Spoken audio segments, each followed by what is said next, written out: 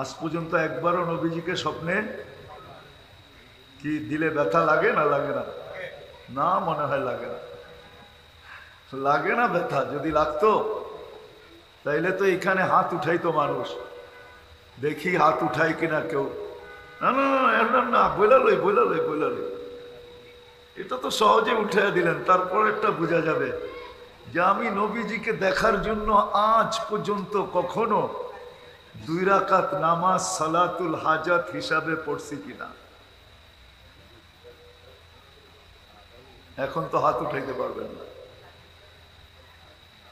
যদি থাকে বন্ধুর মন নদী পার হইতে কতক্ষণ, যদি থাকে বন্ধুর মন মেঘনা পার হইতে কতক্ষণ। এটা মেঘনা, এইখান দিয়ে মেঘনা নদী। যদি দেখার জন্য আগ্রহ থাকতো তাহলে তো অবশ্যই এই জীবনে বহুতবার 2 রাকাত পড়া হতো এই নিয়তে যে আমি নবীকে দেখতে চাই। আল্লাহ 2 রাকাত নামাজ সালাতুল হাজাত পড়লাম, আপনি আমার মতো হতভাগাকে আপনার বন্ধুকে একবার দেখায় দিয়ে। কি পড়ছেন? রাগ হয়ে গেলেন? উচিত ছিল না ছিল না? হ্যাঁ, এই যে বলতেছি দেখতে চাই, আশা আছে, তাহলে তো 2 রাকাত পড়তাম। পড়ি তো নাই। আজকের থেকে পড়বেন? হ্যাঁ, কে কে পড়বেন দেখি? হ্যাঁ, আল্লাহ কবুল করুক। এই জন্য যত মনোযোগ দিয়ে শুনবো তত বেশি দিলে গাঁথবে, আর যত বেশি দিলে গাঁথবে তত বেশি আমল করা সহজ হবে, আর যত বেশি আমল হবে তত বেশি আমি আল্লাহ আল্লাহ রসুলের কাছে প্রিয় পাত্র হব, আকর্ষণের পাত্র হব, আকর্ষণের পাত্র। যেমন ফুল ফুটলে মানুষ আকর্ষিত হয়, কি টাকা দিয়েও তো কিনে, ঠিক না? না কিনে না? সচরাচর বিয়ে শাদিতে কিনে, ঠিক না? আর সবচেয়ে বেশি কিনে যুবকরা 14 তারিখে, ঠিক না? আর ফুটা ছাড়া কেউ কিনে না, কেননা ফুটা ছাড়া আকর্ষণের পাত্র হয় না। আর ফুটা ব্যতীত যদি কাউকে ফুল দেয়, ফুটে নাই ফুল কিনা দিয়া দিলেন, তো জুতার বাড়ি পরবো, এতে কোনো সন্দেহ নাই, ঠিক না? এই জন্য যখন আমল হবে তখনই আমরা আকর্ষণের পাত্র হব, মানুষের কাছে না। মানুষের কাছে মানুষ আকর্ষণের পাত্র হয় অনেক কিছু দ্বারা। কেউ টাকা দ্বারা, কেউ পদ দ্বারা, ঠিক না? কেউ ক্ষমতা দ্বারা, কেউ সম্পত্তি দ্বারা, কেউ বিল্ডিং শিল্ডিং দ্বারা, কেউ রূপ দ্বারা, কেউ গুণ দ্বারা, ঠিক না? মানুষের কাছে মানুষ আকর্ষণের পাত্র হওয়ার জন্য অনেক রাস্তা খোলা। বুড়ারা নাও বুঝতে পারেন, যুবকরা বুঝবে। কাঠ দিয়া কাঠ পিটায়ও আকর্ষণের পাত্র হওয়া যায়। কাঠ দিয়া কাঠ পিটায়, চিনেন? ক্রিকেটের বলটা কিন্তু কাঠের, এটার উপরে চামড়া লাগানো থাকে, আর ওটা পিটায়ও কাঠ দিয়া। ব্যাটটা কিসের? কাঠ দিয়া কাঠ পিটেও তো আকর্ষণের পাত্র হয়, কি হয় না? অলরাউন্ডার। তো মানুষের কাছে মানুষ আকর্ষণের পাত্র হওয়ার অনেক রাস্তা, কিন্তু আল্লাহ আল্লাহ রসুলের কাছে আকর্ষণের পাত্র হওয়ার রাস্তা শুধু একটা, সেটা হলো আমল। আমল দ্বারাই আকর্ষণের পাত্র হবে। এই দিকে চললে আমি হারায় যাব, কিন্তু তারপরও 2-1টা দেখায় যাই। বেলাল কিন্তু কৃতদাস ছিল, ইথিওপিয়া বাড়ি ছিল। আমি 6 বার গেছি ইথিওপিয়া। এখনো ওই দেশের মানুষগুলা দেখলে পছন্দ হয় না, না রং না ঢং। ঢং বোঝেন? কোনো কাটিং শাটিং নাই, মনে হয় যে আল্লাহ ডাইস ছাড়া বানায় ছেড়া দিছে, কোনো ডাইসের ছোঁয়াও দেন নাই। আর কালার তো নাই। তো বেলালও তো আজকে উন্নত দুনিয়ায় যখন এদের এই অবস্থা, তো 1400 বছর আগে কেমন ছিল? হ্যাঁ, বিজ্ঞানসম্মত সময়ই যখন ডাইস ছাড়া, না রং না, ডং। তো 1400 বছর আগের বেলাল কেমন ছিল রাদিয়াল্লাহু তাআলা আনহু, কেমন ছিল? আজকের গুলাই এরকম। 1000 বছর আগের রাবেয়া কেমন ছিল? রাবেয়ার বাড়িও কিন্তু ইথিওপিয়া। আমি দেখাইসা বলতেছি আপনাদেরকে, কিতাব পড়া না। রাবেয়ার বাড়িও ইথিওপিয়া, বেলাল রাদিয়াল্লাহু তাআলা আনহুর বাড়িও ইথিওপিয়া। দুইজনের বাড়ির ভিতরে দূরত্ব হলো 1 থেকে 1.5 ঘন্টার রাস্তা। কিন্তু আকর্ষণের পাত্র এতটুকু, জমিনে হাঁটলে জান্নাতে পদধ্বনি হয়। আমাদের নবীজি দেখা ঈশা বলছেন, জান্নাত যখন ঘুরতেছিলেন, ভ্রমণ করতেছিলেন, তো সামনে পদধ্বনি চলতেছিল। তো জিবরিল আলাইহিস সালামকে জিজ্ঞাসা করছেন, মান আমামি আসমা খসখস কদম, আমার আগে কে? পায়ের ধ্বনি শোনা যায়। তিনি একবারে জবাব দেন নাই, 3 বারের সময় হাইসা দিয়া জবাব দিছেন, আবদুকা বেলাল, আপনার গোলাম বেলাল। বলছে বেলাল? বলছে হ্যাঁ, মক্কার জমিনে চলতেছে, জান্নাতে আপনাকে পদধ্বনি শুনাইতেছে। আমি আবার একটু অন্যভাবে বলি, জানি না হুজুররা আঙ্গুল উঠায় দেয় কিনা। আমি বলতে চাই যে বেলাল বুঝাইতে চাইতেছেন যে সবাইকে তো ফাঁকি দিলেন, যেই ঘর থেকে গেলেন ওই ঘরওয়ালাও জানে না আপনি কোথায় গেলেন, সবচেয়ে নিকটতম বন্ধু আবু বকরও জানে না আপনি কোথায়, উমরও জানে না আপনি কোথায়, ওসমানও জানে না আপনি কোথায়, আলীও জানে না কোথায়, দুনিয়ার কেউ জানে না আপনি কোথায়। কিন্তু আপনি ভাবছেন আমি কালো হইলে কি হবে, কিতো দাস হইলে কি হবে, ইথিওপিয়া বাড়ি হইলে কি হবে, আমাকে ফাঁকি দেওয়া সম্ভব না। জান্নাত একা একা ভ্রমণ করবেন তা হবে না, আমি তো আগে আগে থাকবো। কেমন আকর্ষণের পাত্র! অথচ কালার দেখলে কালো, দুনিয়ার অবস্থান দেখলে কৃতদাস, বাড়ি দেখলে ইথিওপিয়া।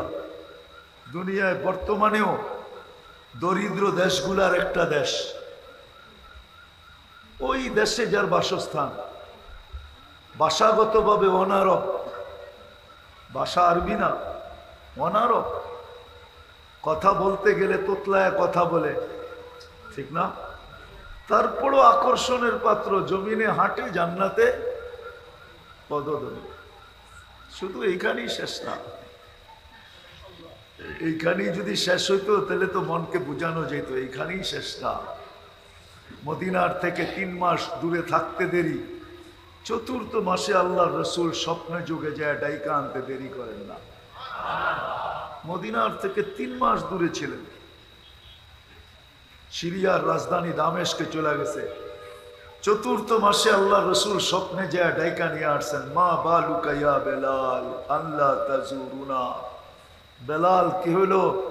1 মাস দেখলাম, 2 মাস দেখলাম, 3 মাস দেখলাম, তুমি আসো না। 4th মাসে আমি চলে আসছি তোমাকে ডাকার জন্য। কেমন আকর্ষণের পাত্র! আর আমাদের ভিতরে তো বহুত আমরা আছি, দাড়ি পাইকা গেছে, 1 পাও কবরে চলে গেছে, নিজেকে উন্মত বলি, কিন্তু আজ পর্যন্ত একবারও দেখা হলো। আছে না নাই? হ্যাঁ, আজ পর্যন্ত একবারও নবীজিকে স্বপ্নে কি দিলে ব্যথা লাগে না লাগে না? না, মনে হয় লাগে না, লাগে না ব্যথা। যদি লাগতো তাইলে তো এখানে হাত উঠাইতো মানুষ, দেখি হাত উঠাই কিনা কেউ। না না না না, বইলা লই বইলা লই বইলা লই, এটা তো সহজে উঠাইয়া দিলেন। তারপরেরটা বোঝা যাবে যে আমি নবীজিকে দেখার জন্য আজ পর্যন্ত কখনো 2 রাকাত নামাজ সালাতুল হাজাত হিসাবে পড়ছি কিনা। এখন তো হাত উঠাইতে পারবেন না। যদি থাকে বন্ধুর মন, নদী পার হইতে কতক্ষণ। যদি থাকে বন্ধুর মন, মেঘনা পার হইতে কতক্ষণ। এটা মেঘনা, এইখান দিয়ে মেঘনা নদী। যদি দেখার জন্য আগ্রহ থাকতো তাহলে তো অবশ্যই এই জীবনে বহুতবার দুই দুই রাকাত পড়া হতো এই নিয়তে যে আমি নবীকে দেখতে চাই। আল্লাহ, 2 রাকাত নামাজ সালাতুল হাজাত পড়লাম, আপনি আমার মতো হতভাগাকে আপনার বন্ধুকে একবার দেখায় দিয়ে। কি পড়ছেন? রাগ হয়ে গেলেন? উচিত ছিল না? ছিল না? হ্যাঁ, এই যে বলতেছি দেখতে চাই, আশা আছে, তাহলে তো 2 রাকাত পড়তাম, পড়ি তো নাই। আজকের থেকে পড়বেন? হ্যাঁ, কে কে পড়বেন দেখি? হ্যাঁ, আল্লাহ কবুল করুক। উচিত ডেলি 2 রাকাত পড়া, এই নিয়তে যে আল্লাহ, আবু জাহেল যদি কপালের চক্ষু দিয়া দেখতে পারে, আবু লাহাব যদি দেখতে পারে, উতবা যদি দেখতে পারে, সাইবা যদি দেখতে পারে, বেঈমান হইয়া যদি দেখতে পারে, তো আমি উম্মত হইয়া স্বপ্নে কেন দেখব না? বোঝা গেল ভিতরে নবীকে দেখার জ্বালা নাই। জ্বালা জ্বালা যদি থাকতো তাহলে ওই প্রবাদ বাক্যই সত্য হতো, যদি থাকে বন্ধুর মন মেঘনা পাড়াইতে কতক্ষণ। হ্যাঁ, তো সাতরায়া পার হয়ে যেত, আমরাও 2 রাকাত পড়তাম। যাক, যেটা বুঝাইতেছিলাম, বেলালকে ডাইকা নিয়ে আসছেন, শুধু এইখানেই শেষ না। হ্যাঁ, কেমন আকর্ষণের পাত্র এটা দেখাইতেছি আমি, একটা দিয়েই দেখাই কেমন আকর্ষণের পাত্র। বেলাল রাদিয়াল্লাহু তাআলা আনহুর কবর সিরিয়ার রাজধানী দামেস্কে, কিন্তু কিয়ামতের দিন উনি ওনার কবর থেকে উঠবেন না। কিয়ামতের দিন আল্লাহর রসুলের পায়ের নিচের থেকে উঠবেন। কেমন আকর্ষণের পাত্র হইলে কবর কোথায়, উঠে কোথায়? শুধু উঠবেন না, উঠেই আজান দেওয়া শুরু করবেন। দুনিয়ার কেউ আর কোনো মুয়াজ্জিন আজান দিবে না, সবাই তো বলবে, উঠবে আর মাথার মাটি ঝাড়বে আর বলবে আলহামদুলিল্লাহিল্লাযী আযহাবা আন্নাল হাযান, কিন্তু বেলাল উঠবে আর আজান দিবে। সবাই কিয়ামতের মাঠে পায়ে হাইটা যাবে উলঙ্গ, বেলাল রাদিয়াল্লাহু তাআলা আনহু লাল উটের উপরে চড়া যাবে, উটের উপরে। কিয়ামতের দিন সবার কাছে আল্লাহ আমলনামা চাবে, একমাত্র বেলাল ছাড়া। বেলাল রাদিয়াল্লাহু তাআলা আনহুকে আল্লাহ ডাকবেন আর বলবেন, আযদিন লানাল ইয়াউমা ইয়া বেলাল, আজকে একটা আজান শোনায় দাও। তো যেটা বুঝাইতেছিলাম, আকর্ষণের পাত্র মানুষ, দুনিয়াতে আকর্ষণের পাত্র হয় মানুষের কাছে হাজারো পন্থায়, হাজারো ভাবে। আর আল্লাহর কাছে মানুষ আকর্ষণের পাত্র হয় নেক আমলের দ্বারা। আর যখন দিলের কানে শুনে, একাগ্র চিত্তে শুনে, চুপচাপ শুনে, তো কোরআন বলে লাআল্লাকুম তুরহামুন, তো আল্লাহ বলেন আমি তোমার দিলের ভিতরে গাইথা দিব, বসায়া দিব, আমল করার তৌফিক দিব। আমল করতে থাকবে, তুমি আকর্ষণের পাত্র হইতে থাকবে। দুনিয়াতে আকর্ষণের পাত্র হওয়া এটা বড় কিছু না, এটা তো 60-70 বৎসরের বিষয়। মরতে দেরি, আকর্ষণ শেষ হইতে দেরি হয় না। মরতে দেরি, আকর্ষণ শেষ হইতে দেরি হয় না, এটাই সত্য। যদি প্রমাণ দেই তাহলে দিতে পারি। মেঘনায়ও পাওয়া যাবে বহুত অট্টালিকা। অট্টালিকা বোঝেন? রাজপ্রাসাদের ন্যায় বাড়ি পাওয়া যাবে না? উত্তরও পাওয়া যাবে, দক্ষিণও পাওয়া যাবে, ঠিক না? হ্যাঁ, কিন্তু মরতে দেরি। যার অর্থায়নে এই বাড়ি হইল, যার পরিশ্রমে এই বাড়ি হইল, যার টাকা খরচে এই বাড়ি হইল, যে এতদিন এই বাড়িতে ছিল, মরতে দেরি, একে বাসতলায় নিয়ে রাখে আসতে দেরি করে না। বুঝা গেল মরতে দেরি, আকর্ষণ শেষ হইতে দেরি। এই জন্যই তো কবি বলে, মিলে খাক মে আহলে শাহ कैसे कैसे, জমি খা গই নওজওয়ান कैसे कैसे। জমিন বড় বড় বাদশাকে পুলিশ সাত করা দিছে। হাট্টা কাট্টা যুবক, যাকে দেখলে বহুত মেয়ে ওড়না গলায় নিয়ে ঝুলতে চাইতো, তাকে পর্যন্ত আল্লাহ মাটির সাথে মিশায় দিছে। আজল্লে না ছোড়া কেসরা না দারা, মৌত কাকে ছাড়ে নাই, আর কাউকে ছাড়বেও না। उसी से सिकंदर सा फाते भी दे हारा, हर एक लेके क्या क्या हसत सुधारा, परा रह गया यही ठाट सारा। शुद्ध दुनियाয় কিছু ঐতিহ্য থেকে যায়, নাইলে কেউ এখানে থাকে না। তা সোনার গায়ে যাবেন তো ইশাখার ঐতিহ্য রাখা আছে, সোনার গায়ে যাবেন তো আলেম ওলামাদের জন্য আবু তয়ামা রহমতুল্লাহ আলাইহির ঐতিহ্য রাখা আছে। বিক্রমপুর যাবেন, রাজা বীর বিক্রমপুরের ঐতিহ্য রাখা আছে। ঢাকা যাবেন, আহসান মঞ্জিল নবাব আহসানুল্লাহর ঐতিহ্য রাখা আছে। রাজবাড়ি যাবেন, রাজার বাড়ি রাখা আছে, রাজা নাই। আমাদেরও এরকম ঐতিহ্য থেকে যাবে, হয়তো একটা কুড়ের ঘর, না হয় একটা টিনের ঘর, না হয় একটা ছোট বিল্ডিং, আমরা চলে যাব। তারপরে কবি বলেন, তুঝে बचपन ने बरसों खिलाया, तुझे बचपन ने बरसों खिलाया, जवानी ने मजनू बनाया, बुरा पे आके फिर क्या क्या सताया, मौत तेरी कर देगी बिल्कुल सफाया। মৌত আসতে দেরি, বেনিশ হইতে দেরি হবে না। তো যেটা বুঝাইতেছিলাম, আকর্ষণের পাত্র দুনিয়াতে মানুষ অতক্ষণ থাকে যতক্ষণ জীবিত থাকে। মরতে দেরি, আকর্ষণের পাত্র শেষ হইতে দেরি হয় না। কিন্তু মানুষ যখন আল্লাহ আল্লাহ রসুলের কাছে আকর্ষণের পাত্র হয়, তো ওটা সাময়িকের জন্য হয় না, দুনিয়াতে থাকলেও আকর্ষণের পাত্র থাকে। কোরআন যেদিকে ইঙ্গিত দিছেন, উলাইকা খায়রুল বারিয়া, এর চেয়ে উত্তম জমিনে আল্লাহর কাছে কেউ নাই।